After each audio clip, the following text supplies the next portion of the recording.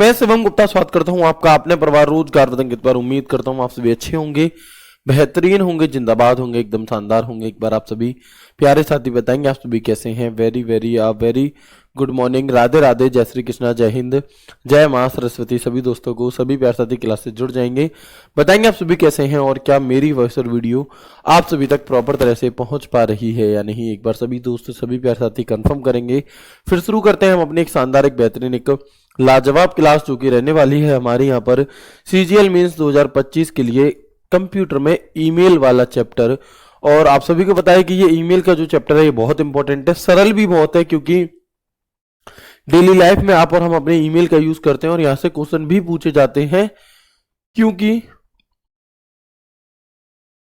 यहां से क्वेश्चंस भी पूछे जाते हैं क्योंकि जब आप किसी भी पोस्ट पर सीजीएल के थ्रू अगर लगेंगे, सीएचएसएल के थ्रू अगर लगेंगे, तो सीधी सी बात है आपको मेल की जरूरत पड़ेगी। आपको अपने सीनियर्स को, अपने डिपार्टमेंट को मेल भेजने होंगे, वहां से मेल आएंगे, उनका यूज आपको करना होगा। तो ये चैप्टर हमारे लिए ना सिर्फ थियोरेटिकल वे पे बल्कि प्रैक्टिकल वे पे भी काफी हद तक जरूरी हो जाता है, क्योंकि हो सकता है बाकी चीजों का तुम्हारे साथ डेली सामना ना पड़े, हो सकता है रीजनिंग का तुम्हें डेली लाइफ में वैसे यूज ना पड़े, लेकिन रीजनिंग हमारे दिमाग को तेज करती है। लेकिन ये दिमाग को तो तेज कर ही रहा है, साथ के साथ में क्या होगा मेरे भाई, साथ के साथ में आपका यहाँ पर ये प्रैक्टिकल नॉलेज को भी आपके बढ़ाएगा। तो बिल्कुल सभी दोस्त जुड़ जाएंगे। फिर शुरू करते हैं क्लास को बहुत शानदार तरीके से, ठीक है। और ये चैप्टर जो हमारा ईमेल का आज रहने वाला है, अगर मैं इसके आगे आपको बताऊं तो देखो, ये हमारा एक पूरा हमने सिस्टम बनाया था, पूरा एक शेड्यूल बनाया था कि किस क्रम में हम यहाँ पर अपने इंपॉर्टेंट चैप्टर्स को लेकर के चलेंगे। तो जिसमें मैंने आपको बताया था विंडोज एक्सप्लोरर और शॉर्टकट की काफी इंपॉर्टेंट चैप्टर हैं। तो 4 दिन में 2 चैप्टर हम यहाँ पर कंप्लीट कर चुके हैं अपने। क्या भैया सभी चैप्टर्स 2-2 दिन में खत्म होंगे? जी नहीं, ऐसा बिल्कुल नहीं है। डिपेंड करेगा चैप्टर की इंपॉर्टेंट और चैप्टर की लेंथ पर कि वो चैप्टर आखिर कितना बड़ा है, ठीक है। आगे जो आज की क्लास में हमारा यहाँ पर टॉपिक रहने वाला है उसका नाम है ईमेल, ठीक है। तो आज की क्लास में हम यहाँ पर ईमेल शुरू करेंगे, फिर कल यानी कि नई साल से हमारी, ये मेरी आज आखिरी क्लास है 2025 की, ठीक है। 2025 की आखिरी क्लास में हम ईमेल करेंगे। उसके बाद कल हम यहाँ पर हिस्ट्री, जनरेशन ऑफ कंप्यूटर, इस क्रम में अपनी चीजों को आगे बढ़ा रहे होंगे, ठीक है। तो कोई दिक्कत, परेशानी, समस्या तो नहीं है ना। चलिए शुरू करते हैं क्लास को बिना किसी देरी के। ये है हमारा ईमेल, ठीक है। ये ईमेल का एक आइकन होता है। आप मुझे ये बताएंगे कि ईमेल की फुल फॉर्म क्या होती है। काफी सारे दोस्तों को काफी सारी जानकारियां होंगी भी, कोई दिक्कत नहीं है। आप पूरी क्लास देखेंगे तो आपको कुछ ना कुछ एक्स्ट्रा जरूर देखने के लिए मिलेगा, ठीक है। हम बिल्कुल शुरुआत बेसिक से करेंगे। तो आप मुझे ये बताएंगे कि जो ईमेल होता है हमारा, इसकी फुल फॉर्म क्या होती है और ये किस लिए प्रयोग किया जाता है, इसका आविष्कार किसने, कब, क्यों किया था, है ना। तो आप कहेंगे कि जो ईमेल है भैया, एक बार दोबारा लिखते हैं इसे, जो ईमेल है हमारा, ईमेल, इसकी फुल फॉर्म क्या होती है। तो आप कहेंगे कि इसकी फुल फॉर्म इलेक्ट्रॉनिक मेल होती है। फुल फॉर्म थोड़ी ना पूछी जाती होगी भाई, पूछी गई है। दिल्ली पुलिस 2023 के पेपर में सिर्फ और सिर्फ यही पूछ लिया था कि ईमेल का पूरा नाम क्या है। तो हम कहेंगे ईमेल का पूरा नाम इलेक्ट्रॉनिक मेल होता है, ठीक है। ईमेल को किस वर्ष बनाया गया था, किसके द्वारा बनाया गया था, तो याद रखेंगे ईमेल को सन 1971 में, 1971 में रे टॉमिल्सन ने बनाया था। किसने बनाया था? तो हम कहेंगे कि रे टॉमिल्सन ने बनाया था। कब? 1971 में। होता क्या है और किस लिए यूज लिया जाता है, तो हम कहेंगे मेरे भाई, भैया दिल्ली पुलिस के लिए भी कर सकते हैं इस क्लास को। नेक्स्ट आने वाले भाई दिल्ली पुलिस के लिए जो क्लासेस हो सकती थी वो 3 मैराथन में मैं आपको करा चुका हूं। इसके अलावा आपको कुछ नहीं करना, आप रिपीटेडली उन्हीं 3 मैराथन्स को बार बार करिए। ऐसे अलग अलग क्लासेस में आप अगर भटकोगे दोस्त तो फिर आपके लिए समस्या होगी, ठीक है। चलो, तो रे टॉमिल्सन ने सन 1971 में बनाया था। और इसे सबसे पहले, इसका काम क्या होता है ये बताओ। तो जैसे पुराने टाइम पर क्या होता था कि चिट्ठियां जाया करती थी। अगर हमें कोई पत्र एक स्थान से दूसरे स्थान तक भेजना है तो हम उसे कैसे भेजते थे? हम उसे मेरे भाई एक व्यक्ति के मतलब किसी व्यक्ति विशेष के हाथों से भेजते थे, है ना। घुड़सवार देके आता था हमारा, ठीक है, चिट्ठी। उसके बाद पोस्ट ऑफिस के थ्रू चीजें जाने लगी। कई बार आपने देखा होगा कि जैसे हम कहते हैं कि आपका कबूतर के द्वारा जाने लगी। आपने बाहुबली मूवी देखी होगी, उसमें चील बाज देने जाते हैं चिट्ठी। ऐसे अलग अलग तरीके होते थे किसी संदेश यानी कि किसी मैसेज को एक स्थान से दूसरे स्थान तक पहुंचाने के लिए। लेकिन 1971 में रे टॉमलिंसन ने जो शुरुआत की वो की ईमेल की। ईमेल यानी कि इलेक्ट्रॉनिक मेल। इस मेल के माध्यम से क्या होता था कि संदेश को पहुंचाने के लिए, उस मैसेज को पहुंचाने के लिए किसी व्यक्ति विशेष की जरूरत नहीं पड़ती थी, इलेक्ट्रॉनिक माध्यम से ही ये चला जाता था। भैया इलेक्ट्रॉनिक माध्यम से कैसे चला जाएगा? इंटरनेट की मदद से। तब तो इंटरनेट भी नहीं हुआ करता था। फिर तो जो सबसे पहली बार मेल भेजा गया था हमारा, याद रखना, वो अर्पानेट की मदद से भेजा गया था। किसकी मदद से भेजा गया था? जो सबसे पहले मेल भेजा गया था वो अर्पानेट की मदद से भेजा गया था।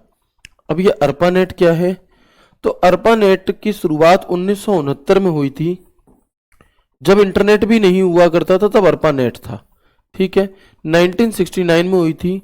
अर्पानेट की फुल फॉर्म क्या होती है? तो हम कहेंगे एडवांस्ड रिसर्च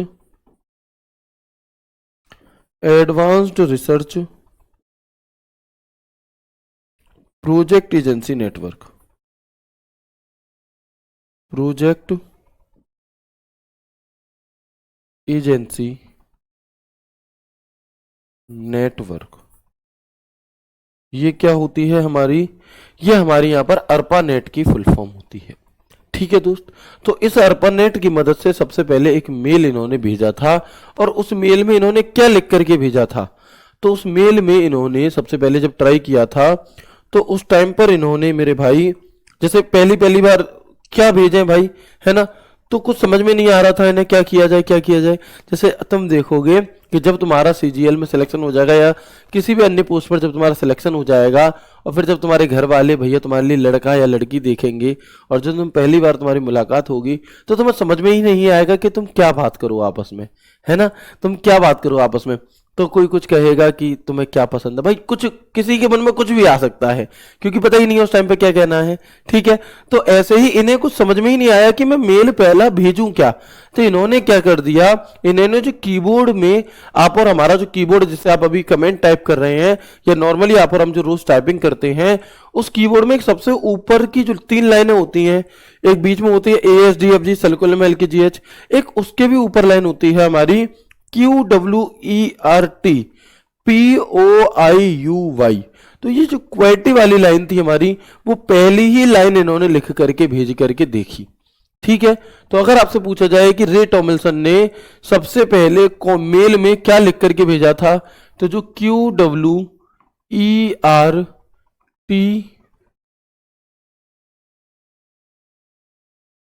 ये लिख करके इन्होंने भेजा था।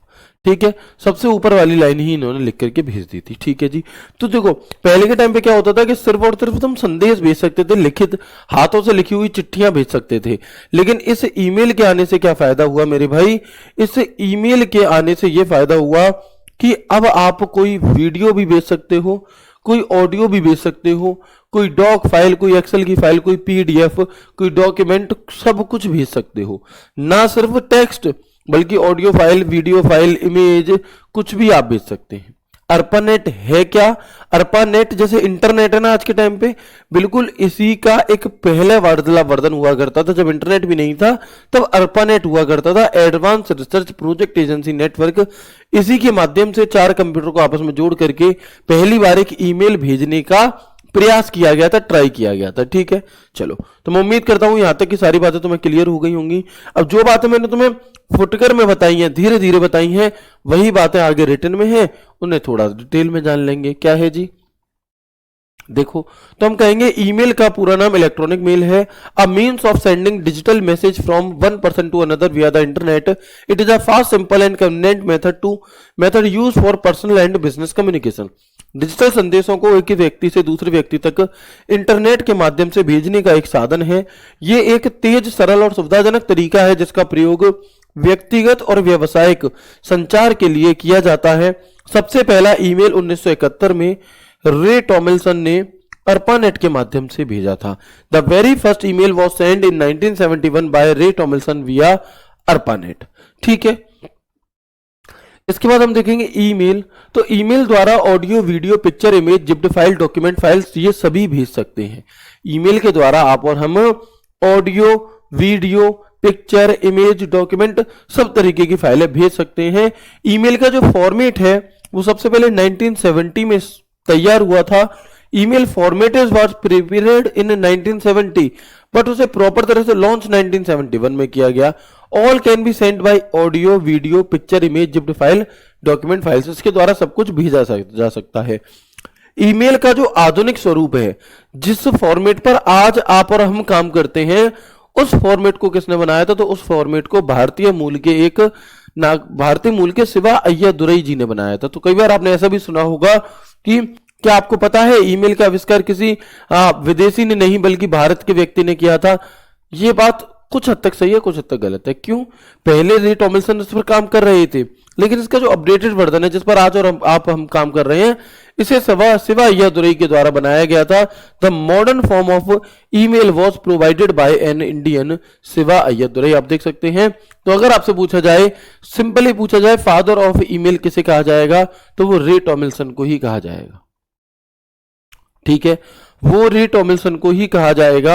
और अगर आपसे ये पूछा जाए कि father of email in India किसे कहते हैं, तो father of email in India Shiva Ayyadurai को कहा जाता है। किसे? Father of email in India Shiva Ayyadurai ji को कहा जाता है। ठीक है जी। ईमेल भेजने व प्राप्त करने के लिए सबकी अपनी एक अलग अद्वितीय ईमेल आईडी होती है। मतलब to send and receive email everyone has their own unique email ID which works as an email address, है ना। यानी कि जो ईमेल पते की तरह काम करती है। जैसे अगर मुझे और आपको बात करनी है तो हमारा सबका एक पर्सनल, एक यूनिक फोन नंबर है। जो फोन नंबर मेरा है वो किसी और का नहीं हो सकता, जो किसी और का है वो मेरा नहीं हो सकता। कितनी प्यारी बात निकल करके आई है। जो सच में मेरा है वो कभी किसी और का हो ही नहीं सकता, और जो किसी और का है वो मेरा कभी नहीं हो सकता। ठीक है, तो क्या कहेंगे हम यहाँ पर, ईमेल भेजने व प्राप्त करने के लिए सबकी अपनी एक यूनिक ईमेल आईडी होती है।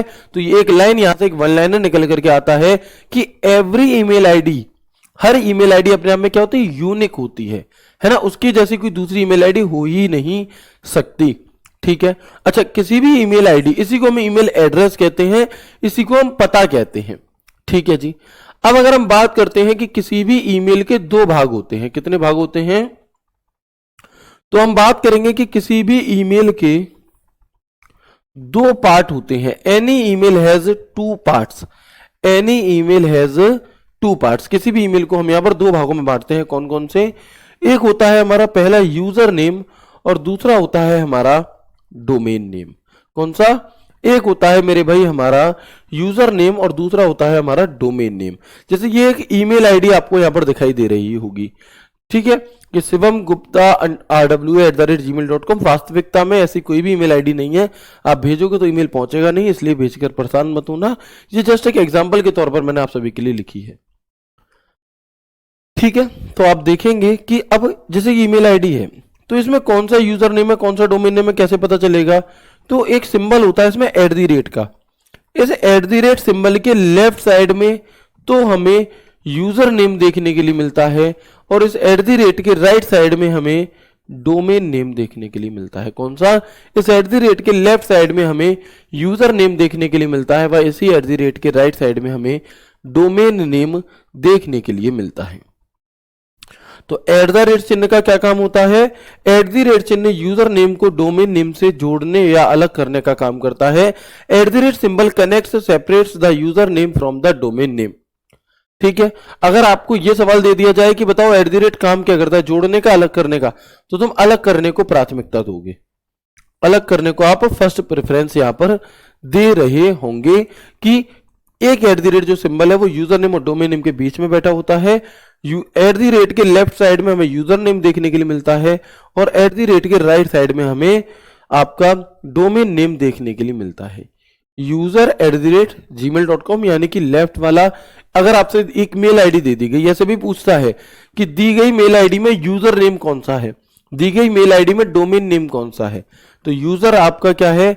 यूजर हमारा यूजर नेम है और जीमेल हमारा डोमेन नेम है। अच्छा, इनके साइज क्या याद रखेंगे कि कोई भी मेल आईडी मैक्सिमम 320 कैरेक्टर की हो सकती है, उससे ज्यादा नहीं, है ना। कोई भी मेल आईडी मैक्सिमम 320 कैरेक्टर की होती है, उससे ज्यादा नहीं होती। जैसे कि तो आप देखेंगे यहां पर कि 64 1 और 255, 64 1 और 255, इसका क्या मतलब है जी? तो जो यूजर नेम है वो मैक्सिमम से मैक्सिमम 64 कैरेक्टर का हो सकता है, इससे बड़ा नहीं। @ एक ही रहता है, एक से ज्यादा नहीं होगा, ना एक से कम। और जीमेल जो यूजर नेम है हमारा वो मैक्सिमम 255 कैरेक्टर का हो सकता है।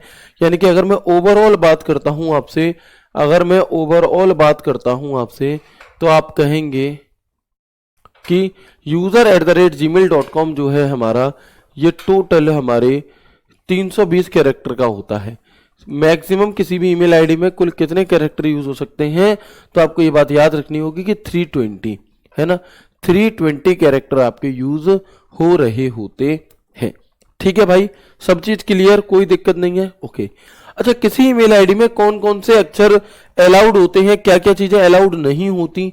क्योंकि कई बार पूछ लेता है कि बताओ दिए गए 4 ईमेल आईडी में कौन सा एक वैध ईमेल आईडी नहीं है, ऐसे सवाल बनते हैं। तो आप देखेंगे A to Z, capital A से स्मॉल जेड, एक स्मॉल ए से स्मॉल जेड, है ना, कैपिटल ए से कैपिटल जेड, स्मॉल ए स्मॉल जेड, 0 से लेकर 9 तक, डॉट, अंडरस्कोर, हाइफन, इन सभी चीजों का प्रयोग हम और आप कर सकते हैं। कुछ मामलों में प्लस का भी प्रयोग कर सकते हैं, लेकिन ये विशेष तौर पर ध्यान देना कि ईमेल आईडी की शुरुआत या अंत डॉट से नहीं हो सकता। अगर कोई ईमेल आईडी तुम्हें ऐसी दी गई है जिसके स्टार्टिंग में और एंड में डॉट लगा है, स्टार्टिंग में या फिर एंड में, और स्टार्टिंग या एंड में, या स्टार्टिंग और एंड में दोनों में डॉट दिया है, तो कोई भी ईमेल आईडी ऐसी हो ही नहीं सकती जिसकी शुरुआत डॉट से हो रही हो, कि डॉट शिवम गुप्ता ऐसे करके नहीं होगी कभी भी। ठीक है, तो डॉट तो हो सकता है लेकिन स्टार्टिंग और एंड में नहीं हो सकता। ठीक है, 2 डॉट्स लगातार नहीं हो सकते। किसी भी मेल आईडी में कभी भी डॉट हो सकते हैं बीच में कहीं भी, लेकिन लगातार नहीं होंगे। जैसे यहां लिखा है शिवम .गुप्ता@gmail.com, नहीं हो सकता। ठीक है, लगातार नहीं हो सकते। ईमेल आईडी में कभी भी स्पेस नहीं हो सकता। ईमेल आईडी में किस चीज की गुंजाइश नहीं होती? स्पेस की। कई बार आपसे ऐसे सवाल पूछता है कि दिए गए 4 कथनों को पढ़ें और बताएं कौन सा स्टेटमेंट सही है और कौन सा गलत। तो वहां पर ये फैक्ट सीधे सीधे वन लाइनर आपके बहुत काम आते हैं कि ईमेल आईडी में 2 डॉट नहीं हो सकते, ईमेल आईडी में स्पेस नहीं हो सकती, ईमेल आईडी के स्टार्टिंग और एंड में डॉट नहीं हो सकता। क्लियर? चलिए, ठीक है भाई। आप देख सकते हैं वैलिड ईमेल आईडी कौन सी है, तो आप देखोगे जैसे शिवुगुप्ता21@gmail.com, ये एक वैध ईमेल आईडी है। शिवम_गुप्ता01, ये भी एक वैध है। डॉट शिवु भाई डॉट शुरुआत में दे दिया, गलत है। 2 @ आ नहीं सकते, गलत है। 2 डॉट दे दिए, गलत है। तो ये नहीं हो सकती, ऊपर वाली हो सकती है। क्लियर है जी? यहां तक की बात आप सभी को क्लियर है? किसी भी प्रकार की कोई दिक्कत परेशानी या समस्या तो नहीं है? एक बार आप मुझे कंफर्म करेंगे, फिर हम आगे बढ़ते हैं और कुछ और चीजों के बारे में यहां पर चर्चा करेंगे। ठीक है ना, बताइएगा।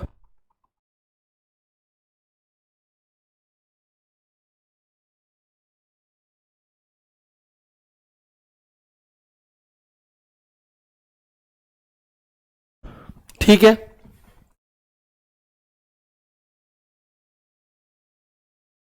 Very good. एक बार बताओ मेरे भाई, सब कुछ क्लियर है यहां तक? आगे बढ़े अब हम। चलिए, तो इसके आगे अगर हम और बात करते हैं तो आप देखेंगे कि ईमेल क्लाइंट में साइन इन करने के लिए, यानी कि जब भी हम किसी ईमेल में अपनी आईडी को लॉगिन करना चाहते हैं, साइन इन करना चाहते हैं, तो हमें ईमेल आईडी और पासवर्ड की आवश्यकता होती है। Signing into an email client usually requires an email ID and password. और जब हम अपनी आईडी को साइन इन करने के लिए आईडी पासवर्ड डाल रहे होते हैं, इस प्रोसेस को ऑथेंटिकेशन कहा जाता है। क्या? कि when a password is asked to log in to an email, the process is called authentication. क्या कहलाता है? जब किसी आईडी के लॉगिन करने के लिए उसमें पासवर्ड आपसे मांगा जाता है, तो उसे उस प्रक्रिया को, उस प्रोसेस को ऑथेंटिकेशन कहा जाता है। ठीक है जी। तो यहां तक जो भी बातचीत थी वो हमने एक बेसिक जानी, ईमेल क्या होता है, किस लिए प्रयोग किया जाता है, और इसका जो फॉर्मेट है किसी भी ईमेल आईडी का वो किस तरीके से होता है ना। अब हम आगे बात करते हैं और देखते हैं यहां पर ठीक है ना, बिल्कुल। अब जब आप अपनी ईमेल आईडी को ओपन कर लेते हो तो आपको कुछ अलग अलग तरीके के ऑप्शंस देखने के लिए मिलते हैं। जैसे कि आप देखेंगे, आप अपने फोन में भी जब ओपन करते होंगे तो आपको compose, inbox, starred, snoozed, sent, draft, important, scheduled, ऐसे अलग अलग ऑप्शंस देखने के लिए मिलते हैं। तो अब हम इन्हीं सब के बारे में एक एक करके वन लाइनर के तौर पर जानकारी लेंगे, ठीक है। और यहां से सीधा सीधा सवाल आपको आपके पेपर में जरूर देखने के लिए मिलता है। जैसे अगर मैं बात करूं different folder of email address and their use, email address, email के अंदर जो डिफरेंट फोल्डर होते हैं उनका प्रयोग क्या है, तो एक सबसे पहला फोल्डर हमारे सामने निकल करके आता है जिसे हम क्या और आप कहते हैं कंपोज। कंपोज क्या काम करता है, तो जब भी कभी हमें कोई एक नया ईमेल क्रिएट करना होता है, जब भी हमें कोई एक नया ईमेल बनाना होता है, उसके लिए मेरे भाई हम कंपोज का प्रयोग करते हैं। किसका, उसके लिए हम और आप यहां पर कंपोज का प्रयोग करते हैं। तो नया ईमेल लिखने के लिए प्रयोग किया जाता है use to write a new email. किस लिए प्रयोग किया जाता है, तो used to write a new email. नया ईमेल अगर आप पूरी तरह से बनाना चाहते हैं तो उसके लिए हम यहां पर कंपोज का प्रयोग करेंगे। किसका, कंपोज का। अगर मैं इनबॉक्स की बात करता हूं तो आप देखेंगे कि स्टोर्स ऑल रिसीव्ड ईमेल, प्राप्त ईमेल का फोल्डर, यानी कि जो भी मेल आप और हम रिसीव कर रहे होते हैं, किसी भी व्यक्ति ने अगर हमें कोई ईमेल भेजा है तो वो ईमेल हमें कहां पर देखने के लिए मिलेगा, तो वो ईमेल मेरे भाई हमें और आपको इनबॉक्स वाले फोल्डर में देखने के लिए मिलता है। कहां पर, जैसे आपके पास जब कोई एसएमएस आता है तो इनबॉक्स में जाता है, ऐसे कोई ईमेल जब हमारे पास आता है, प्राप्त ईमेल हमारे कहां जाकर स्टोर होते हैं, इनबॉक्स में। बस इन सभी बॉक्सों की एक एक यही बात जाननी है हमें, ठीक है। आउटबॉक्स क्या होता है, तो भेजे जाने की प्रतीक्षा वाले ईमेल। मतलब कोई ईमेल ऐसा हुआ जो मैंने भेज दिया, लेकिन मान लो मैंने भेजते टाइम में नेट बंद कर दिया, ठीक है, तो वो सेंड बटन तो मैंने दबा दिया लेकिन वो भी गया नहीं, वो इंटरनेट का इंतजार कर रहा है। या मेरी तरफ से इंटरनेट चालू था, सामने वाली व्यक्ति के यहां से कोई समस्या थी, तो हमने मेल भेज दिया लेकिन अभी अगर वो पूरी तरह से पहुंचा नहीं है तो तब तक वो आउटबॉक्स में रहता है। और जब वो पहुंच जाता है तो वो आउटबॉक्स से उठ करके अपने आप ही एक सेंड करके बॉक्स होता है, वहां पर पहुंच जाता है हमारा, ठीक है। तो हम कहेंगे hold email waiting to be send, भेजे जाने की प्रतीक्षा वाले ईमेल, ऐसे ईमेल जो हमारे द्वारा तो भेज दिए गए हैं लेकिन अभी किसी कारणवश, किसी टेक्निकल इशू के कारण अभी पहुंचा नहीं है सामने वाले तक, ठीक है। ड्राफ्ट क्या, हर एक चीज इंपॉर्टेंट है, ये ऐसा नहीं है कि इतनी सरल तरीके से आपको समझ में आ जा रही है तो इंपॉर्टेंट नहीं है, हर एक पॉइंट इंपॉर्टेंट है, ठीक है। तो हम देखेंगे कि ड्राफ्ट क्या होता है आपका। ड्राफ्ट, तो मान लो आप व्हाट्सएप पर भी अब ये फीचर आ गया है कि आप किसी को गुड मॉर्निंग लिखो और उसे सेंड मत करो, बैक कर दो, तो तुम देखोगे कि गुड मॉर्निंग लिखा रहेगा और उसके पीछे एक हल्का सा ग्रीन कलर में ड्राफ्ट लिखा आएगा।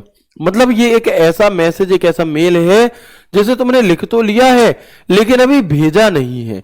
हो सकता है ये अभी अधूरा हो, तो अधूरा ईमेल भी ड्राफ्ट को कहा जाता है, या फिर आप उसमें कुछ एडिट करके भेजना चाहते हो, ठीक है। तो ड्राफ्ट क्या होता है, अधूरे या ना भेजे गए ईमेल का एक फोल्डर होता है।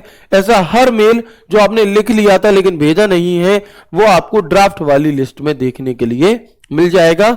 सेव अनफिनिश्ड और अनसेंड ईमेल, स्पैम मेल एक फोल्डर होता है, इसका क्या काम है, तो जैसे आपके और हमारे पास कॉल आती है कंपनी की, तो कंपनी की जब कॉल आती है तो हमारा फोन हमें पहले ही अलर्ट कर देता है कि this is a spam call, ये एक स्पैम कॉल है, इसे मत उठाना। ऐसे ही हमारे पास बहुत सारी कंपनियों के अलग अलग मेल भी आते हैं, ठीक है, एडवर्टाइजिंग मेल होते हैं, अलग अलग फ्रॉड वाले मेल होते हैं। तो अगर हमारा ईमेल क्या करता है, अपने आप ही उन्हें पहचान करके स्पैम फोल्डर में भेज देता है। मतलब कंपनी के मेल जो बिना काम के मेल हैं तुम्हारे, वो कहां चले जाएंगे, अपने आप ही स्पैम फोल्डर में चले जाते हैं। तो इसे हम याद रखिएगा, कंटेन्स अनवांटेड और जंक ईमेल, अनवांछित या जंक ईमेल यहां चले जाते हैं आपके, ठीक है।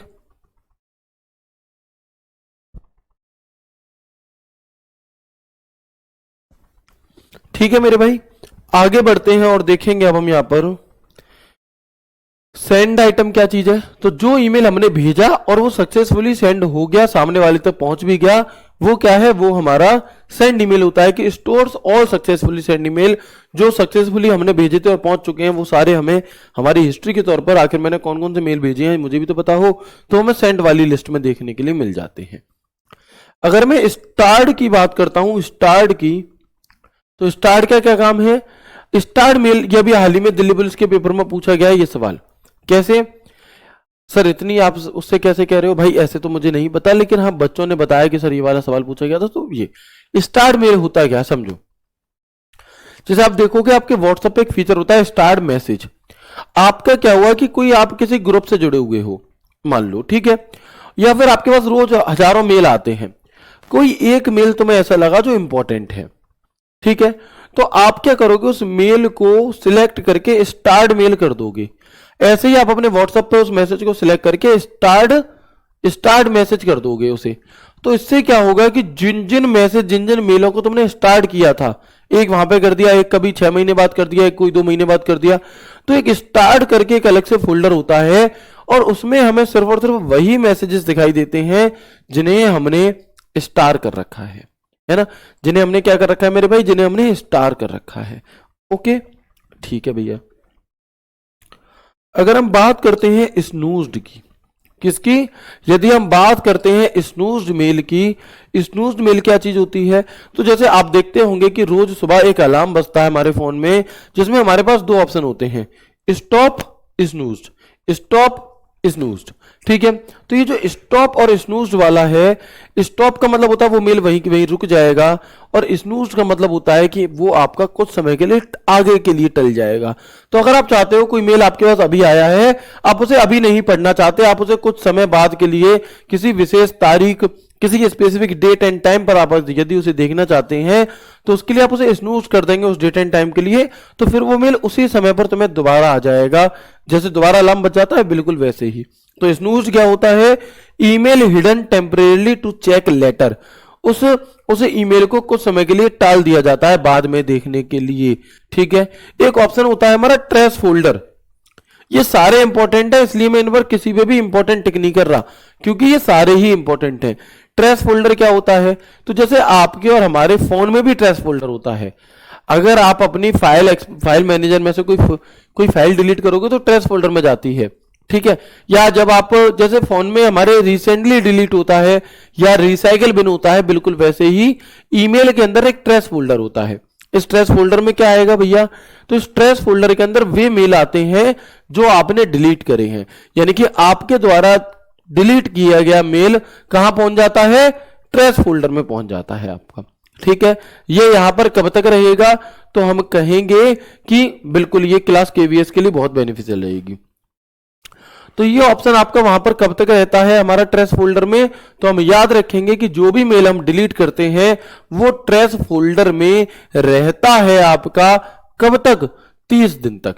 अगर आप 30 दिन तक चाहें तो डिलीट किए गए मेल को ट्रेस फोल्डर से वापस ला सकते हैं, लेकिन अगर आपने उसे 30 दिन तक भी वापस नहीं लाई तो फिर वो परमानेंट डिलीट हो जाएगा और फिर नहीं आएगा वापस। अच्छा, इसके अलावा अगर आपने कोई ईमेल डिलीट करा और वो ट्रेस फोल्डर में चला गया और तुमने तुरंत ही ट्रेस फोल्डर से भी डिलीट कर दिया, तब भी वो वापस नहीं लाया जा सकता। तो कोई मेल हमारा ट्रेस फोल्डर में चला जाता है, आप उसे 30 दिन तक वापस ला सकते हैं, लेकिन अगर आप उसे ट्रेस फोल्डर से भी डिलीट कर देते हैं तो वो परमानेंट डिलीट हो जाता है, फिर उसे वापस नहीं लाया जा सकता, ठीक है।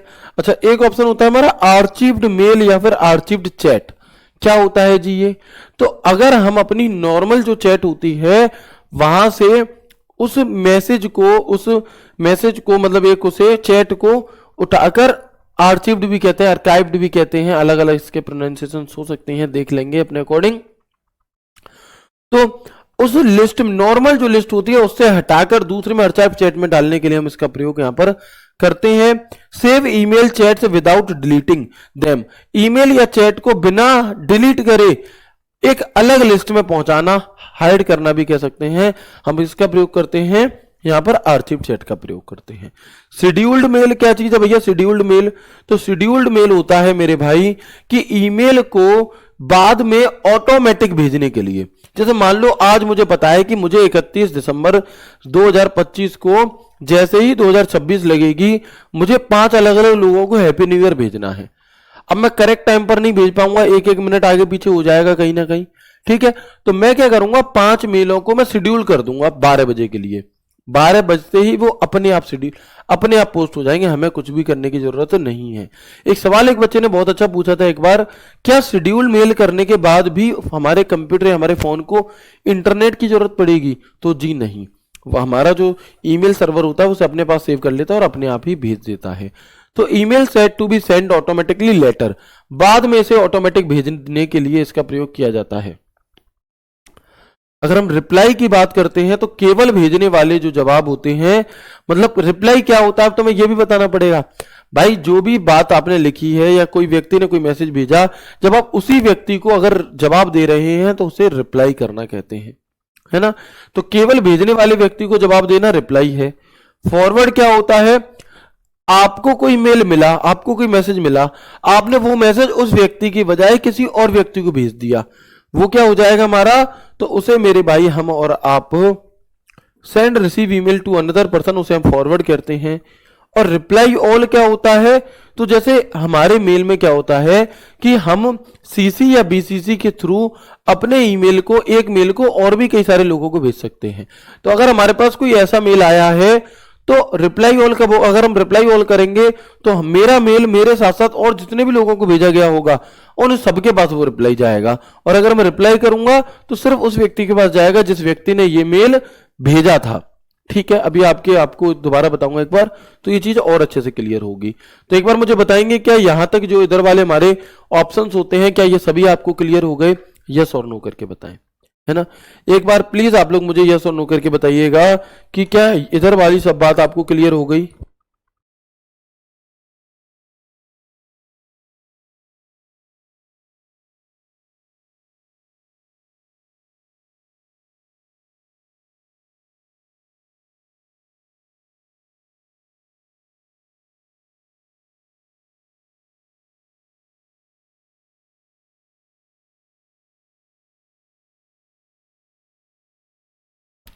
ठीक है ना दोस्त, चलो।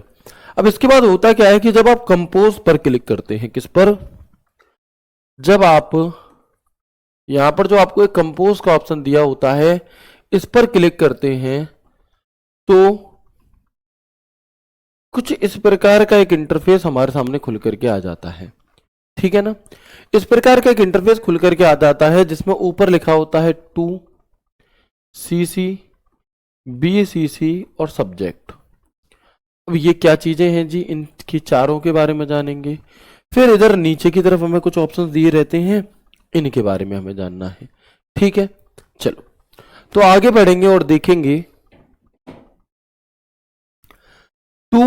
टू में क्या भरा जाता है। तो जब भी हमें कोई मेल भेजना है तो जिस व्यक्ति को हम मेल भेजना चाहते हैं उसकी मेल आईडी कहां पर फिल की जाएगी, तो जिस व्यक्ति को हम मेल भेजना चाहते हैं उस व्यक्ति, उसे मेल आईडी आपके टू के अंदर भरी जाती है। Mail man receipt of the email, यानी कि ईमेल का मुख्य प्राप्तकर्ता, जो व्यक्ति इस ईमेल को प्राप्त करेगा या जिसे आप इस ईमेल को भेजना चाहते हैं उसकी मेल आईडी टू के अंदर लिखी जाती है। और याद रखना इस फील्ड को खाली नहीं छोड़ा जा सकता, इस फील्ड को, फील्ड यानी कि इस बॉक्स को खाली नहीं छोड़ सकते, अगर खाली छोड़ दिया तो मिल जाएगा ही नहीं, ठीक है। तो टू में क्या है, जैसे आपने बचपन में देखा होगा बर्थडे वगैरह हम करते थे, तो बर्थडे वगैरह में क्या होता था कि टू जिसे हम गिफ्ट दे रहे हैं उसके लिए हम टू का यूज करते थे, टू, है ना, ऐसे करके। तो बिल्कुल वही चीज है और ये खाली नहीं छोड़ सकते। इसके अलावा इसके ठीक नीचे एक दूसरा ऑप्शन होता है जिसे हम कहते हैं सीसी। सीसी क्या है भैया, सीसी की फुल फॉर्म होती है कार्बन कॉपी।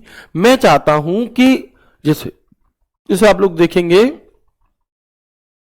कि दुकानदार होते हैं, तो दुकानदार जब अपनी दुकान से माल को भेजते हैं किसी दूसरी दुकान वाले के पास, तो वो उनके पास जो होता है एक कॉपी बिल बनाने की, उसके पीछे वो क्या लगा देते हैं, कार्बन लगा देते हैं, जिससे कि जब वो बिल बनाते हैं तो उसकी कार्बन कॉपी एक बन जाती है, उसे फाड़कर वो उस रेडी वाले को दे देते हैं जिससे कि वो वहां पे पहुंचा देता है। एक कॉपी इनके पास भी, एक कॉपी उनके पास भी है, ठीक है, ओके।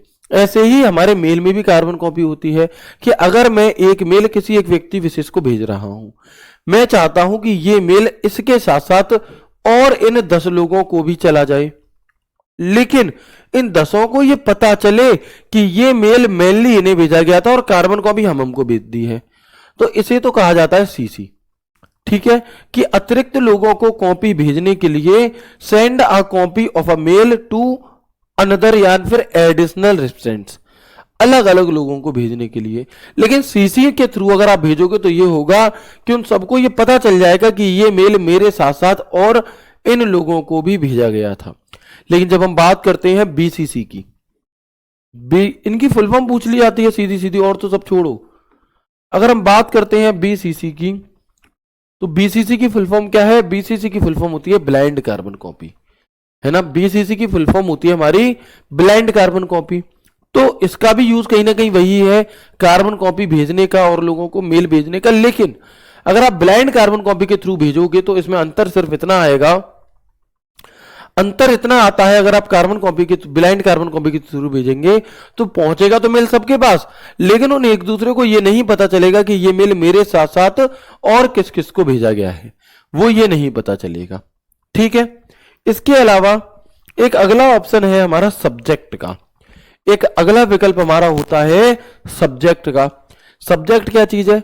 ईमेल का शीर्षक या मुख्य विषय, the title of the main topic of the email. यानी कि सब्जेक्ट क्या होता है? देखो बचपन से आप और हम एप्लीकेशंस लिखते आ रहे हैं, तो उन एप्लीकेशंस में हम टू द प्रिंसिपल, इसके बाद में हम सब्जेक्ट लिखते हैं कि ये एप्लीकेशन को लिखने का उद्देश्य क्या है, मेन पर्पस क्या है, पूरी बात को एक लाइन में छुट्टी चाहिए। ठीक है, किस उद्देश्य से लिख रहे हैं वो हम लिखते हैं सब्जेक्ट। तो जो सब्जेक्ट वाला फील्ड मेरे भाई होता है हमारा, ईमेल का शीर्षक या मुख्य विषय, ये लिखने के लिए होता है। अच्छा, क्या सब्जेक्ट को लिखे बिना भी मेल भेजा जा सकता है? तो जी हां, सब्जेक्ट को लिखे बिना भी मेल भेजा जा सकता है। जी हां, सब्जेक्ट को लिखे बिना भी हमारा मेल जो होता है वो भेजा जा सकता है। ठीक है, लेकिन क्या सब्जेक्ट के बिना मेल को भेजना एक आपकी एथिकेट के अंदर आता है? तो नहीं, है ना। ये एक अच्छे मेल भेजने की बात नहीं है। आपको कायदे में तो ये सब्जेक्ट लिखना चाहिए, नहीं लिख रहे वो बात अलग है, नॉर्मल सी बात है। हमें हर किसी को हर रोज नहाना चाहिए सर्दी में, ठीक है। लेकिन अगर नहीं भी नहाओगे तब भी काम चल जाएगा, लेकिन अच्छी बात थोड़ी ना दोस्त, तुम्हें रोज नहाना चाहिए। बिल्कुल उसी तरह से आप इस बात को मानकर चल सकते हैं। ठीक है, जैसे जो आपकी ऑफिशियल कंपनीज होती हैं, जो हमारी गवर्नमेंट कंपनीज होती हैं, वो बड़ी बड़ी कंपनी फिर ऐसे मेल को ओपन ही नहीं करेंगे जिसमें सब्जेक्ट नहीं दिया, क्योंकि सब्जेक्ट नहीं दिया होगा तो वो मानेंगे कि एक स्पैम मेल है, काम का नहीं है, किसी ने ऐसे ही फ्रॉड करके भेजा है। क्योंकि भैया जो एक ऑथेंटिकेशन मेल होगा उसमें इन सभी बातों का ध्यान रखा जाता है। ठीक है ना। चलो, इसके बाद एक अगला ऑप्शन आता है हमारा आपका फ्रॉम का। अब ये फ्रॉम क्या चीज है? तो जब आपके पास कोई मेल आएगा, जब आप उसे ओपन करोगे तो वहां पर फ्रॉम लिखा होगा कि ये मेल इनकी तरफ से आया है। ठीक है, तो ईमेल भेजने वाले का पता हमें कहां पर दिखाई देता है? फ्रॉम में। और ईमेल जिसे भेजना है उसका पता हमें कहां दिखाई देता है? टू में लिखते हैं हम। ठीक है, सेंड बटन, आप कंट्रोल एंटर बटन दबा दोगे तो ईमेल भेज चला जाता है। अच्छा, इसके नीचे की तरफ ही एक इंसर्ट लिंक करके ऑप्शन दिया होता है। इस इंसर्ट लिंक पर क्लिक करके आप क्या कर सकते हो कि अपने मेल के साथ साथ कोई लिंक, किसी वेबसाइट की लिंक, किसी वेब पेज की लिंक, किसी यूट्यूब की वीडियो की लिंक को भी साथ में भेज सकते हो। ठीक है, इंसर्ट इमोजी, तो इसकी सहायता से आप कोई इमोजी ऐड कर सकते हो। Adds a clickable hyperlink in the email, adds emoji symbol to express emotions. ठीक है, इंसर्ट फाइल यूजिंग ड्राइव, तो देखो हमारे ईमेल में दो चीजें होती हैं, एक होती है अटैचमेंट, एक होती है यूजिंग ड्राइव फाइल्स। ये क्या चीज है? सर सीसी बीसीसी को करना जरूरी है? नहीं है जरूरी, वो तो तब जरूरी है जब तुम एक मेल को एक से अधिक लोगों को भेजना चाह रहे हो और कार्बन कॉपी भी भेजना चाहते हो। अगर नहीं भेजना चाहते तो कोई जरूरत नहीं है। ठीक है, एक ऑप्शन होता है अटैचमेंट। जैसे मैंने आपसे कहा कि हमारी ईमेल में क्या होगा? ठीक है, तो हमारी ईमेल में एक ऑप्शन होता है अटैचमेंट। मतलब मैंने आपको शुरुआत में बताया था कि आप सिर्फ टेक्स्ट के अलावा भी कोई फाइल, कोई ऑडियो, कोई वीडियो ऐड करके भेज सकते हो। तो उस ऑडियो वीडियो को अपने मेल के साथ जोड़ने के लिए हम अटैचमेंट का ही प्रयोग करते हैं डिवाइस की फाइलें सीधे ईमेल से जोड़ने के लिए, और इसके लिए हमें एक पेपर क्लिप आइकन दिया होता है। कई बार ऐसे पूछा जाता है कि ईमेल में अटैचमेंट के लिए किस आइकन का प्रयोग किया जाता है, तो पेपर क्लिप आइकन। आप लोग अपने व्हाट्सएप में देखते होंगे इमोजी के बगल में एक पेपर की क्लिप सी बनी होती है, वही पेपर क्लिप आइकन होता है। ईमेल सिग्नेचर बहुत बार पूछा जाता है, इंपॉर्टेंट है, याद रखेंगे। ईमेल सिग्नेचर बहुत बार पूछा जाता है, इंपॉर्टेंट है, याद रखेंगे। क्या कि ईमेल के अंत में पूर्व निर्धारित हस्ताक्षर जोड़ता है। Adds a preset name footer at the end of the email. Adds a की क्या करता है, मतलब समझो कि जैसे देखो हमने कोई ईमेल का मैंने रिप्लाई करा, मैं चाहता हूं मेरा ईमेल ऐसा बन जाए कि मैं जब भी किसी को रिप्लाई करूं तो उसके एंड में एक बॉक्स सा बना आए और उसमें प्रॉपर मेरा नाम, मेरी वेबसाइट, मेरी कंपनी का नाम, मेरी कंपनी का पता, मेरी कंपनी के फोन नंबर, मेरी कंपनी के अलग अलग social media button, photo proper तरह से जाए, तो इसे ईमेल सिग्नेचर कहते हैं, जो प्रत्येक ईमेल के एंड में होता है। टॉगल कॉन्फिडेंशियल मोड क्या चीज है जी? टॉगल कॉन्फिडेंशियल मोड का मतलब ये होता है कि यदि मैं ये चाहता हूं कि मेरा जो ईमेल है उसे ओपन करने के लिए पासवर्ड मांगे, उसे कोई इधर से उधर भेज ना पाए, और वो ईमेल कुछ ही समय के लिए हो, 2 दिन 4 दिन 5 दिन के लिए हो, उसके बाद वो एक्सपायर हो जाए, तो इसके लिए हम यहां पर इसका प्रयोग करते हैं। अच्छा, एक ऑप्शन है इंसर्ट फाइल यूजिंग ड्राइव। होता क्या है कि जब आप किसी मेल को मेल में अगर कोई फाइल जोड़ना चाहते हैं तो उसके लिए आपको अटैचमेंट की जरूरत पड़ती है। किसकी? अटैचमेंट की। लेकिन आप याद रखना कि अटैचमेंट की सहायता से आप मैक्सिमम 25 MB, कितनी? मैक्सिमम आप 25 MB तक की ही फाइल जोड़ सकते थे। अगर आपकी फाइल 25 MB से ज्यादा की होगी तो अपने आप, आपको कुछ करने की जरूरत नहीं है, अपने आप अपना आपका जो ईमेल एड्रेस है वो अटैचमेंट की बजाय इंसर्ट फाइल यूजिंग ड्राइव का यूज करके आपकी उस फाइल को जोड़ देगा और फिर भेज भी देगा। ठीक है, तो ये सवाल भी पूछा जाता है कि किसी फाइल को अटैच करने के लिए कितने MB की जरूरत पड़ती है, तो आप कहेंगे 25 MB की आवश्यकता हमें और आपको होती है। ठीक है मेरे भाई, आगे बढ़ेंगे। इसके बाद आगे बढ़ेंगे और देखेंगे लेबल क्या है। एक ऑप्शन होता है, यहां तक बात क्लियर? एक बार यस करके मुझे बताओ, क्योंकि अब हम थोड़ा सा एडवांस चीजों की तरफ चल रहे हैं। नॉर्मल सिंपल चीजें तो हमने पढ़ी ही ली हैं अच्छी तरह से, अब हम थोड़ी और गहराई में उतरेंगे ईमेल वाले चैप्टर में। कुछ और इंपॉर्टेंट फैक्ट्स के बारे में हम यहां पर अब बात मेरे दोस्त कर रहे होंगे। ठीक है, तो प्लीज मुझे कंफर्म करेंगे क्या यहां तक मैंने जो भी कुछ आपको बताया है वो आप सभी को क्लियर है? ठीक है, बताएं एक बार।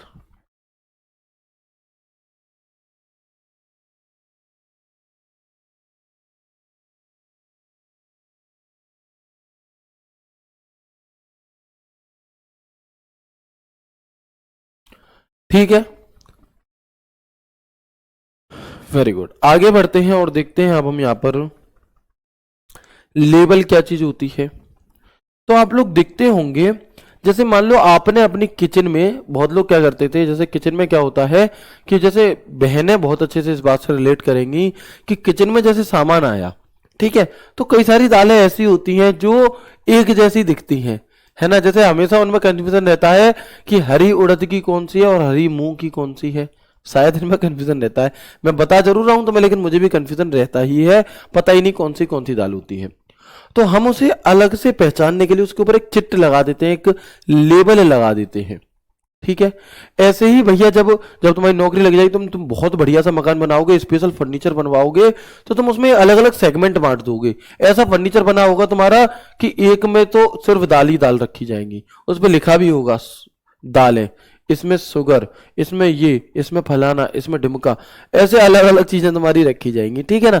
तो आपने क्या करा कि जो भी सामान एक बोरे में भर करके आया, बोरा इन द सेंस जब आप राशन वाले के सामान लेकर के आते हो तो एक थैली में भर के आता है, फिर आप उसे कैटेगराइज कर देते हैं अलग अलग कि ये यहां रखा है, ये यहां रखा है, जिससे कि तुम उसे आसानी से तुम्हें मिल सके। ऐसे ही होता क्या है कि जब हमारे ईमेल में बहुत सारे मेल आते हैं, जब हमारे पास, है ना, जब हमारे पास बहुत सारे मेल आते हैं तो होता क्या है कि बैक टू बैक बहुत सारी खिचड़ी सी पक जाती है। पता ही नहीं चलता कौन सा मेल किस बैंक से आया, कौन सा किस कंपनी से आया, कौन सा किसका वेरिफिकेशन कोड का था, कौन सा किस कंपनी का था, नहीं पता। हम इसके निवारण के लिए क्या कर सकते हैं कि कुछ ऐसे लेबल क्रिएट कर सकते हैं जिसके माध्यम से आरडब्ल्यू ऑफिस का जो मेल है वो सिर्फ मतलब आएगा तो नॉर्मल में भी, लेकिन वो मुझे एक अलग से अगर मैं उसको कैटेगराइज कर दूंगा तो लेबल एक अगर मैं बना दूंगा आरडब्ल्यू का, तो उस आरडब्ल्यू वाले सेक्शन में भी मुझे देखने के लिए मिलेगा। ठीक है, अगर ऐसी मैंने कैनरा बैंक या जो भी बैंक है हमारी उसका बना दिया तो उसके आने वाले बैंक नॉर्मल में भी रहेंगे, उसमें भी रहेंगे। तो इसे हम कैटेगराइज कर देते हैं। इससे हमें मेलों को डिलीट करने में सहायता होती है, सॉर्ट करने में मदद होती है। ठीक है, चलो तो आप देखेंगे कि labels are used to organise emails into different categories और फोल्डर। आप अलग अलग कैटेगरी एंड फोल्डर में से लेबल की सहायता से लेबल ईमेल को अलग अलग श्रेणियों या फोल्डरों में व्यवस्थित करने के लिए प्रयोग किया जाता है। Label help in organising and sorting email. Label email को व्यवस्थित और सॉर्ट करने में मदद करता है हमारी। ठीक है भाई। Assigning a label means placing the email into a category. Label assign करना ईमेल को किसी श्रेणी में रखना है, एक स्पेशल किसी कैटेगरी में रखना है। ठीक है। One email can have multiple labels. एक ईमेल पर कई लेबल लगाए जा सकते हैं। ये स्टेटमेंट है जो तुमसे सीधे सीधे पूछे जाते हैं, जो तुम्हें पता होने चाहिए। आपसे पूछा जाएगा कि क्या किसी ईमेल पर मेरे भाई हमें क्या करना हो, क्या किसी ईमेल पर यदि हम क्या लगाते हैं, हम एक ही लेबल लगाएंगे या अलग अलग? भाई अलग अलग भी लगा सकते हैं, अलग अलग भी लगा सकते हैं। इसके अलावा label work like folder but offer more flexibility. जैसे हमारे कंप्यूटर में फोल्डर होता है ना, वैसे ही ये काम करता है, लेकिन ये उससे अधिक लचीला होता है, फ्लेक्सिबल होता है। क्यों?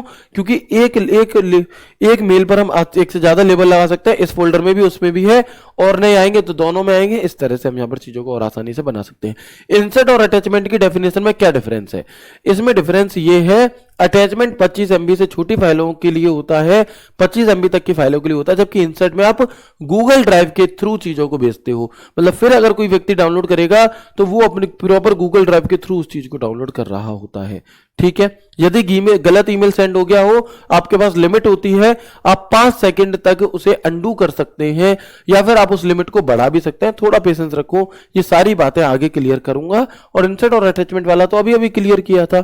ठीक है ना। चलो ठीक है मेरे भाई, लेबल समझ में आया। और अच्छे से देखेंगे इसी बात को। तो giving a label is similar to moving an email to a specific folder. Label लगाना किसी ईमेल को किसी स्पेसिफिक फोल्डर में लगाने के जैसा होता है। लेबल इनबॉक्स को बेहतर तरीके से सॉर्ट करने में भी हमारी मदद करता है। ठीक है, जैसे मैंने यहां पर एक लेबल बना करके आपको दिखाया भी है। ठीक है। सॉर्ट मेल क्या चीज है जी? सॉर्ट मेल तो याद करो, मैंने तुम्हें विंडोज एक्सप्लोरर वाले चैप्टर में सॉर्ट बताया था कि किसी फाइल को किस क्रम में लगाना है, उसकी समय के अनुसार लगाना है, कैसे आप उसे बढ़ते घटते क्रम में लगाना चाहते हैं, उसे सॉर्ट कहा जाता है। तो ऐसे ही सॉर्ट मेल होता है। हमारे पास कई सारे मेल आते हैं। मैं चाहता हूं कि जो मेरे पास जब मैंने फाइल बनाई थी तब वाला मेल सबसे ऊपर दिखे, बिल्कुल लेटेस्ट मेल सबसे नीचे, तो उसे कर सकते हैं डिसेंडिंग ऑर्डर। अगर बढ़ते हुए क्रम में तो जो सबसे अभी अभी आया है, सबसे ताजा ताजा मेल, वो सबसे ऊपर दिखे, इसे सॉर्ट करना कहते हैं। तो देखेंगे कि email sorting means arranging email so they are easier to find and manage. किसी मेल को सॉर्ट करने का मतलब यह होता है कि ईमेल को इस तरह से व्यवस्थित ऑर्गेनाइज किया जाए कि जब उन्हें ढूंढा जाए या उसे मैनेज किया जाए तो आसानी हो जाए हमें। ठीक है। By default Gmail can sort the 50 most recent email. जब आप किसी ईमेल आईडी को ओपन करते हो तो तुम देखोगे एक जो पूरी लिस्ट खुलती है उसमें तुम्हें 50 मेल दिखाई देते हैं। अगर आप उसके आगे के मेल देखना चाहते हो, मतलब और पुराने मेल देखना चाहते हो, तो फिर यहां पर नीचे की तरफ ऐसे तीर दिया होगा, उस पर क्लिक कर दोगे तो आगे के 51 से 100 तक के दिखाई देंगे। फिर कर दोगे 101 से 150 तक के दिखाई देंगे। पीछे वाले पर करो कि वापस 51 से 100 तक आ जाएंगे। फिर पीछे वाले एरो पर क्लिक कर दोगे, फिर से 1 से लेकर 50 तक। लेकिन एक बार में एक लिस्ट में 50 मेल दिखाई देते हैं। ठीक है। ईमेल को विषय, प्रेषक, आकार या तारीख के आधार पर सॉर्ट किया जा सकता है। कैसे कैसे? ईमेल का सब्जेक्ट क्या है, ईमेल को भेजने वाला कौन था, उसका साइज क्या है और डेट क्या थी। इन अलग अलग फैक्टर्स पर हम क्या कर सकते हैं, अपने ईमेल को सॉर्ट कर सकते हैं। सॉर्टिंग अनवांछित मेल हटाने जो सॉर्टिंग है इसका प्रयोग आप स्पैम फोल्डर्स को हटाने के लिए भी कर सकते हो, है ना। तो सॉर्टिंग अनवांछित मेल हटाने और अनावश्यक मेलिंग से अनसब्सक्राइब करने में मदद करती है। सॉर्टिंग की फायदा से आप क्या कर सकते हैं मेरे भाई, तो सॉर्टिंग की सहायता से आप sorting helps remove unwanted male and unsubscribe from unnecessary messages. Okay, sorting based on criteria help track trends and communication pattern. विशिष्ट मानकों पर सॉर्ट करना रुझान और पत्रकार पर नजर रखने में मदद करता है। ठीक है जी, तो ये हमारा शॉर्ट मेल हो गया आपका। ओके, इसके अलावा क्या होता है, बहुत इंपॉर्टेंट बात है, यहां से सवाल आपके पेपर में सीजीएल मेंस में इस बार पूछे जाने की पूरी संभावना है। क्या, देखो वैसे तो एक ही शिफ्ट में पेपर है तो भाई सब चीजें तो नहीं पूछ पाएगा, उसके पास भी सीमाएं हैं, उसके पास भी कुछ लिमिटेशंस हैं, कुछ भी पूछ सकता है। तो हमें चैप्टर तो पूरा ही पढ़ना पड़ेगा। ठीक है, आप कहोगे सर एक मतलब इतने के लिए इतना, भाई बिल्कुल पढ़ना पड़ेगा। हो सकता है ईमेल से 2 क्वेश्चन आ जाए, बल्ले बल्ले हो जाए, तो हमारी चांदी चांदी हो जाए।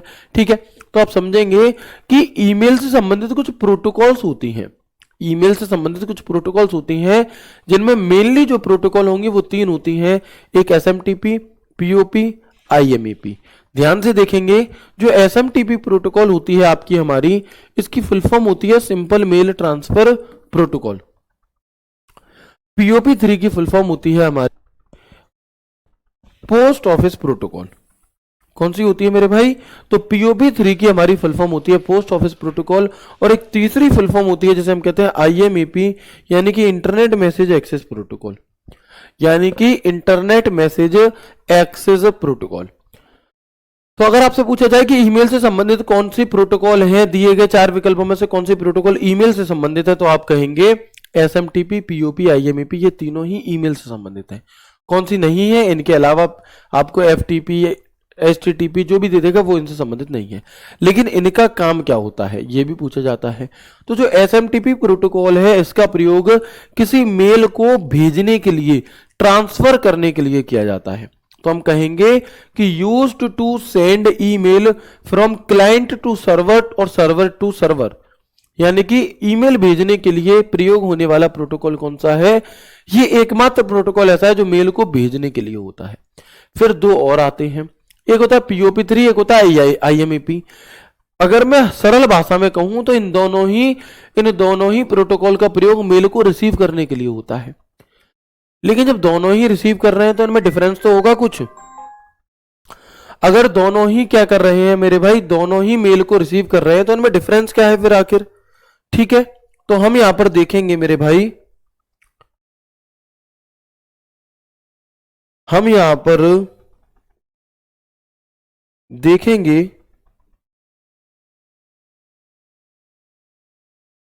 ठीक है, तो हम देखेंगे मेरे भाई आईएमईपी इंटरनेट मैसेज एक्सेस प्रोटोकॉल और पीओपी 3 में अंतर क्या है।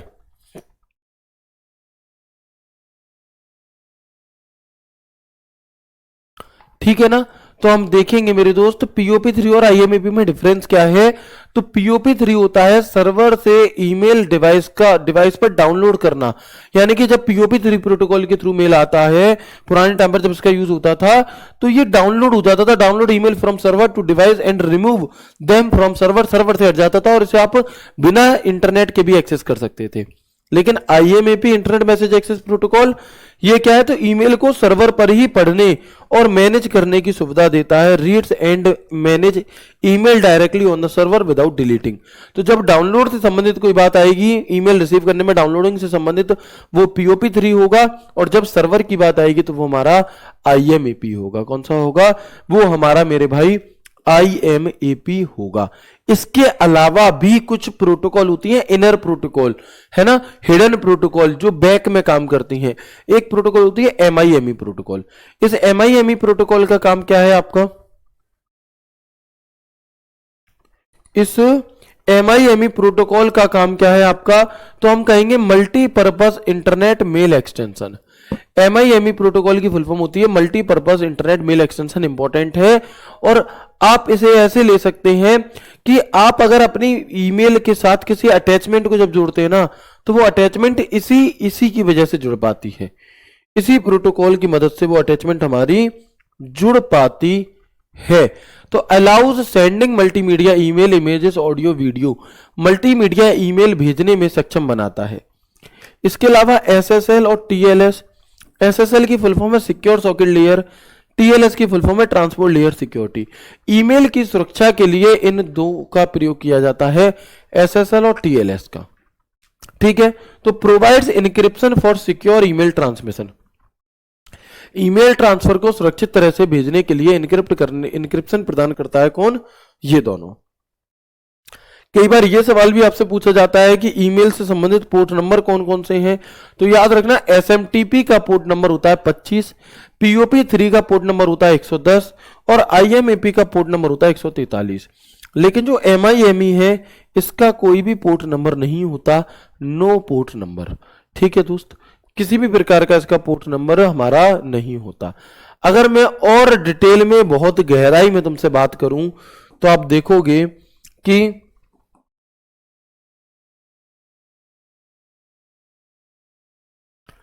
एमआईएमई क्या है मेरे भाई? एमआईएमई, एमआईएमई की फुल फॉर्म क्या है? Multipurpose internet mail extension. MIME की फुल फॉर्म क्या होती है हमारी? Multipurpose internet mail extension. और ये क्या काम करती है? तो ये ईमेल में टेक्स्ट के अलावा file, image, video, audio attachment जोड़ने की सुविधा देता है एमआईएमई प्रोटोकॉल। इसके अलावा आप देखोगे एक है एसएमआईएमई, यानी कि secure multimedia multipurpose internet mail extension. ये ईमेल को इनक्रिप्शन, ईमेल इनक्रिप्शन और डिजिटल सिग्नेचर के लिए प्रयोग होता है ताकि ईमेल सुरक्षित बना रहे और प्रमाणिक ऑथेंटिकेट बना रहे आपका। ठीक है, बहुत बढ़िया। आगे बढ़ेंगे। इसके बाद एक होता है DKIM, domain keys identified mail. Full form याद रखेंगे, ईमेल में डीकेआईएम की फुल फॉर्म क्या है? Domain keys identified mail. Email की प्रमाणिकता जांचता है और यह वेरीफाई करता है कि ईमेल के साथ कोई छेड़छाड़ तो नहीं की गई है। ठीक है। एसपीएफ सेंडर पॉलिसी फ्रेमवर्क, यह जांचता है कि ईमेल भेजने वाला अधिकृत मेल सर्वर से ही भेजा गया है या नहीं। और एक होता है DMARC, domain based message authentication reporting and confirmation. ये एसपीएफ और डीकेआईएम दोनों पर आधारित होकर ईमेल स्पूफिंग और फिशिंग को रोकता है। ईमेल स्पूफिंग फिशिंग क्या होती है? साइबर सिक्योरिटी के साइबर अटैक्स हैं, अभी मैं आपको आगे बताऊंगा कैसे। तो यहां तक की सभी बात आपको क्लियर है, मैं उम्मीद करता हूं क्लियर होगी। अब कुछ वन लाइनर हैं जो मैं तुम्हें सीधे सीधे दिखाने वाला हूं, जो आपने हालांकि अभी पढ़ लिए हैं मुझसे, लेकिन उन्हीं को अगर मैं एक वन लाइनर की तरह से देखूं तो देखेंगे थोड़ा सा स्पीड में कि there should not be any space in the email address, email address में कोई भी स्पेस नहीं होना चाहिए। ठीक है। @ Sign in mandatory in an email ID, किसी भी ईमेल आईडी में केवल एक @ चिन्ह होना जरूरी है, ना एक से ज्यादा ना एक से कम। Email ID is not case sensitive, email ID case sensitive नहीं होती, ये कैपिटल और स्मॉल दोनों ही लेटर्स को एक जैसा ही काउंट करती है। ठीक है, ये कैसे नहीं होती? केस सेंसिटिव नहीं होती। केस सेंसिटिव मतलब ये छोटे बड़े का अंतर नहीं करती, चाहे कैपिटल ए लिख दो स्मॉल ए लिख दो, बात एक ही है। जबकि जो पासवर्ड होता है हमारा, ये केस सेंसिटिव होता है। अगर तुमने पासवर्ड लिखते टाइम कैपिटल ए का यूज किया था, तो जब पासवर्ड यूज कर दोबारा प्रयोग करोगे तो कैपिटल ए लिखना पड़ेगा, स्मॉल ए से ओपन नहीं होगा। जबकि मेल आईडी में ऐसा नहीं होता। Email ID is always unique, प्रत्येक ईमेल आईडी अपने आप में एक अद्वितीय होती है, यूनिक होती है। अटैचमेंट के लिए पेपर क्लिप आइकन का प्रयोग करते हैं। मैक्सिमम अटैचमेंट की जो लिमिट है 25 MB होती है। जीमेल जो हमें स्टोरेज की क्षमता देता है वो 15 GB की देता है। कितनी? 15 GB की देता है। A sender must have an email ID to send email, email भेजने के लिए हमें ईमेल भेजने जैसे भेजना उसकी ईमेल आईडी होनी चाहिए। To send same mail to multiple people, comma can be used, अगर आप एक ही मेल को एक से अधिक लोगों को भेजना चाहते हो तो आप वहां पर कॉमा लगाकर यूज कर सकते हैं। इसके अलावा email from black listed sender, अगर हमने किसी को ब्लॉक कर रखा है और फिर भी अगर वो हमें मेल भेज रहा है तो वो स्पैम फोल्डर में जाएगा। और अगर हमने किसी को ब्लॉक नहीं करा, मतलब वो हमारी व्हाइट लिस्ट में है, और वो अगर हमें मेल भेजेगा तो हमारे इनबॉक्स में जाएगा। कंप्यूटर से अलग अलग नाम से कई ईमेल आईडी बनाई जा सकती हैं। एक कंप्यूटर से अलग अलग इंफॉर्मेशन का यूज करके कई सारी मेल आईडी बनाई जा सकती हैं। ईमेल आईडी में ये चीजें आपकी यूज हो सकती हैं। स्टार करने पर मेल येलो कलर का हो जाता है। जब हम किसी मेल को स्टार करते हैं तो वो कौन से कलर का हो जाता है? तो मेरे भाई याद रखेंगे कि वो हमारा यहां पर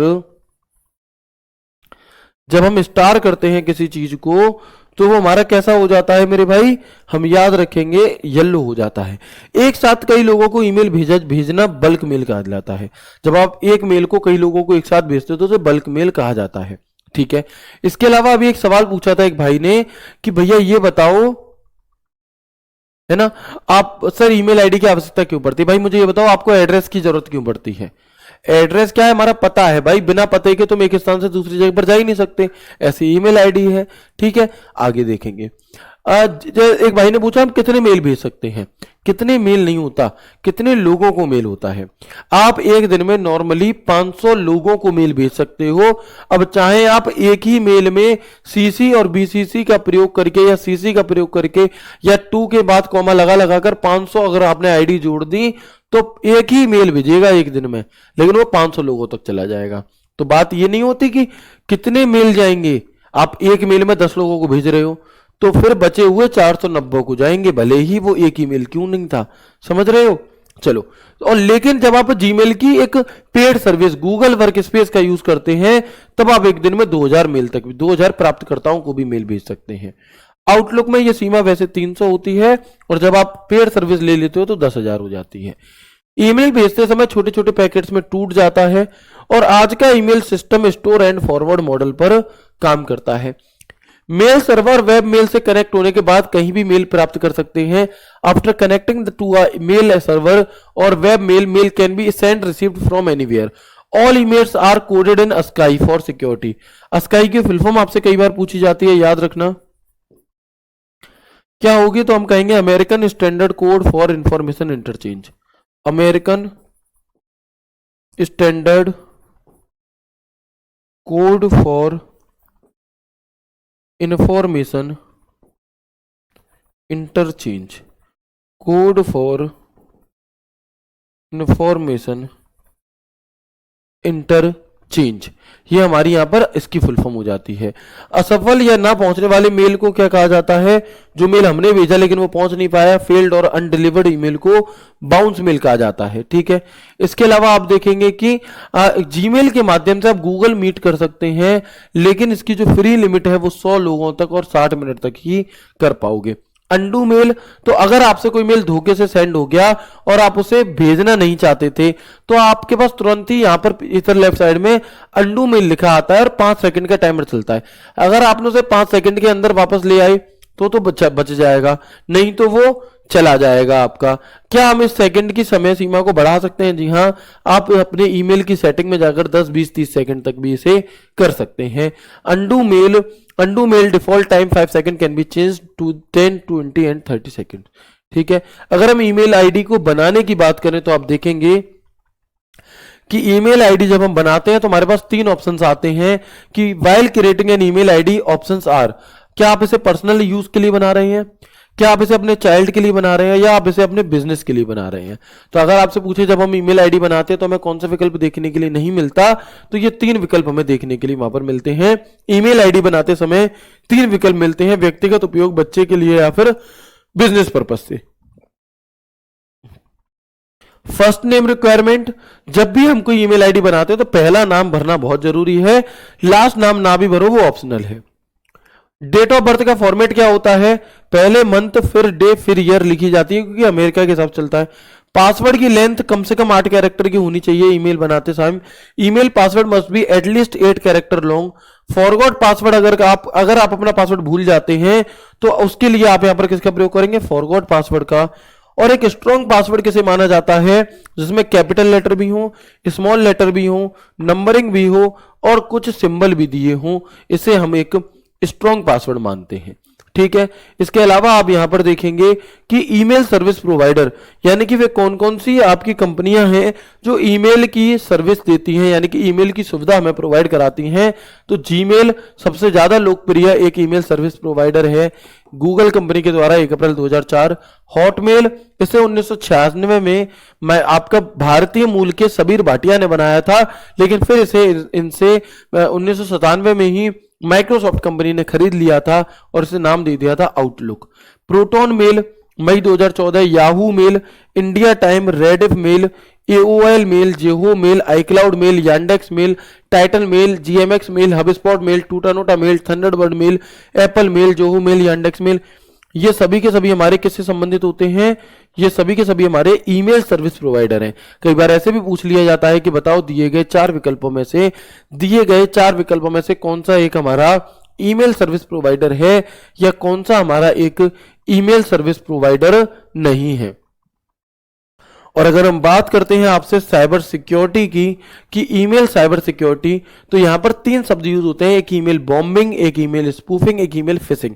ध्यान देंगे ईमेल बॉम्बिंग का मतलब क्या होता है कि जब आपके पास एक साथ बहुत सारे मेल भेज दिए जाते हैं, वो हमारा क्या होगा कि किसी के मेल बॉक्स को ठप करने के लिए बहुत अधिक मात्रा में मेल भेजना, sending a large number of emails to overload और crash someone's mail box, email bombing.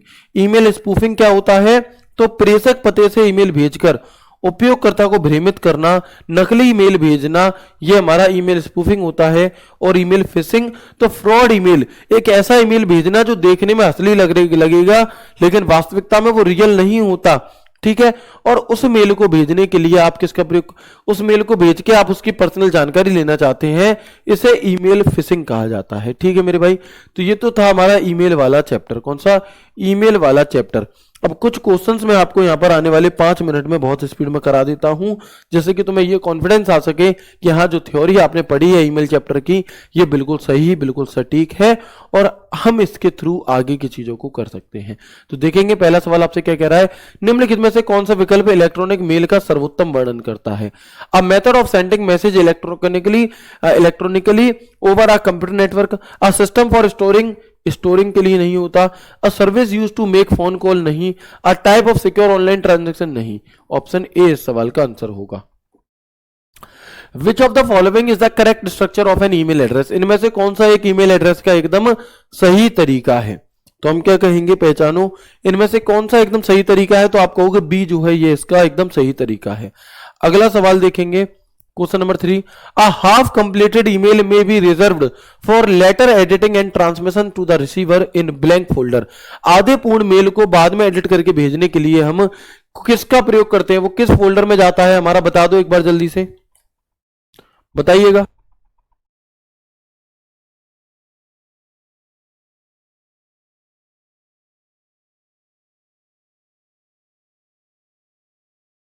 तो हम और आप कहेंगे ड्राफ्ट। मैं एक्सप्लेन इसलिए नहीं कर रहा क्योंकि ऑलरेडी अभी हम पूरी थ्योरी पढ़ के आए हैं। अगला सवाल देखो, which of the following statement related to email is correct? Email से संबंधित निम्नलिखित कथन कौन से हैं? ईमेल 24 घंटे वाले डाकघर जैसा जहां कोई भी व्यक्ति लगभग बिना किसी लागत पर मेल प्राप्त और भेज सकता है। जी हाँ, फ्री है। ईमेल एड्रेस में अक्षर संख्या पूर्णविराम हाइफन अंडरस्कोर हो सकते हैं। जी हाँ, हो सकते हैं। दोनों ही बातें क्या है, सही है। अगला सवाल देखो क्या कह रहा है आपसे, which of the following statement is not true? निम्नलिखित में से कौन सा कथन ईमेल के बारे में सही नहीं है? ईमेल का अर्थ इलेक्ट्रॉनिक मेल होता है। Email stands for electronic mail. Yahoo is one of the popular web mail provider. Email address are case sensitive. Email address case sensitive होते हैं, यही बात गलत है क्योंकि अभी थोड़ी ही देर पहले मैंने तुम्हें बताया था कि ईमेल एड्रेस केस सेंसिटिव नहीं होता, पासवर्ड केस सेंसिटिव होते हैं। अगला सवाल, which of the following statement is are true with reference to writing an email? Email लिखने के संदर्भ में निम्नलिखित में से कौन सा कथन सत्य है? हम टू फील्ड में एक से अधिक पते एड्रेस नहीं जोड़ सकते क्या? हम बीसीसी फील्ड को खाली छोड़ सकते हैं। हम सीसी फील्ड को खाली छोड़ सकते हैं। टू और सीसी फील्ड अक्सर एक दूसरे की जगह प्रयोग होते हैं। नहीं। ऑप्शन ए हमारा क्या है, लेकिन हमसे क्या पूछा, सत्य। हम टू फील्ड में एक से अधिक पते नहीं जोड़ सकते, ये बात गलत है क्योंकि हम जोड़ सकते हैं। अगला सवाल, which of the following statement is are true? पढ़ेंगे एक बार, email from senders who are in your black list always go to the spam folder. जिस व्यक्ति को आपने क्या कर रखा है, जिस व्यक्ति को आपने ब्लॉक कर रखा है, अगर फिर भी वो मेल भेज रहे हैं तो स्पैम फोल्डर में जाएगा। जी हाँ। Draft folder contain your saved email which you can send और एडिट लेटर। जी हाँ, ड्राफ्ट फोल्डर उन्हें बचाकर रखता है, तो हमारा उत्तर हो जाएगा डी। अगला सवाल क्या है, A wants to send an email to B and a copy of the email to C, and D he also wants to send a copy of the same email to E. However, none of the first three responses should know about E, but E must knows about them. To do this, whose emails ID should be listed in BCC field? पढ़ो। एक शानदार सवाल है, एक बढ़िया सवाल है। क्या कह रहा है कि ए बी को एक ईमेल भेजना चाहता है और उसी ईमेल की एक कॉपी सी और डी को भी भेजना चाहता है। वह उसी ईमेल की एक कॉपी ई को भी भेजना चाहता है। हालांकि पहले 3 प्राप्तकर्ताओं में से किसी को भी ये ना पता चले कि ई को भी मेल भेजा गया है। ई के बारे में पता नहीं होना चाहिए, लेकिन ई को उनके बारे में पता होना चाहिए। ऐसा करने के लिए बीसीसी फील्ड में लिस्ट होनी चाहिए। कौन सी? ई, जिसके बारे में बाकियों को नहीं बताना, वो कहां पर जाएगी? हमारी ई में जाएगी। ठीक है, अगला क्वेश्चन देखेंगे, question number 9। Which of the following email folder keeps junk mail out of sight so that it does not clutter आपका your inbox and prevent you from viewing legitimate email messages. निम्नलिखित में से कौन सा email folder junk mail को नजरों से दूर रखता है ताकि यह आपके इनबॉक्स को अव्यवस्थित ना करे और आपको वैध ईमेल संदेशों को देखने से रोके? तो ये कौन सा होगा हमारा? जंक मेल के लिए कौन सा होता है मेरे भाई? हम कहेंगे स्पैम फोल्डर होता है जंक मेल के लिए। अगला क्वेश्चन देखेंगे आप, क्वेश्चन नंबर 10 क्या कह रहा है आपसे? Which of the following statement is are true? हो सकता है इस बार आपसे स्टेटमेंट वाइज क्वेश्चन पूछ ले, अदरवाइज लैंग्वेज में तो वो तुमसे जरूर घूमेगा ही घूमेगा, है ना। अदरवाइज वो आपसे लैंग्वेज में तो जरूर आपको उलझाएगा ही उलझाएगा, इसलिए थ्योरी पढ़ना आपके लिए बहुत जरूरी है। क्या कह रहा है जी? जब एक बार जब आप ट्रैश फोल्डर से कोई ईमेल डिलीट कर देते हैं तो सामग्री हमेशा के लिए खो जाती है। हाँ, सेंड फोल्डर में आपके द्वारा भेजे गए सभी ईमेल होते हैं। यदि आवश्यक हो तो आप इस फोल्डर से पुनः मेल भेज सकते हैं। जी हाँ, क्या पूछा था? सही कौन सा है? दोनों ही सही है। तो ये थी मेरे भाई आपकी आज की क्लास, आपका ईमेल वाला टॉपिक। ये सवाल आपका होमवर्क के लिए है। इस पूरे सवाल को पढ़ेंगे, इंग्लिश वाले जो दोस्त हैं वो इसे पढ़ेंगे और मुझे पॉज कर लेना इस वीडियो को और फिर मुझे इस सवाल का सही उत्तर बताएंगे। आपको आज की क्लास कैसी लगी, आपको ये ईमेल का चैप्टर कैसा लगा और हमारे आपके 10 क्वेश्चन में से कितने क्वेश्चन सही हुए और इस वाले सवाल का उत्तर क्या है, ये सारी बातें मुझे इसी वीडियो के नीचे कमेंट बॉक्स में कमेंट करके बताइएगा। मिलते हैं आपसे कल की क्लास में एक शानदार सेशन, एक नए chapter history, generation and classification of computer के साथ। तब तक ख्याल रखिए अपना, खुश रहिए, हंसते मुस्कुराते रहिए। राधे राधे, जय श्री कृष्णा, जय हिंद।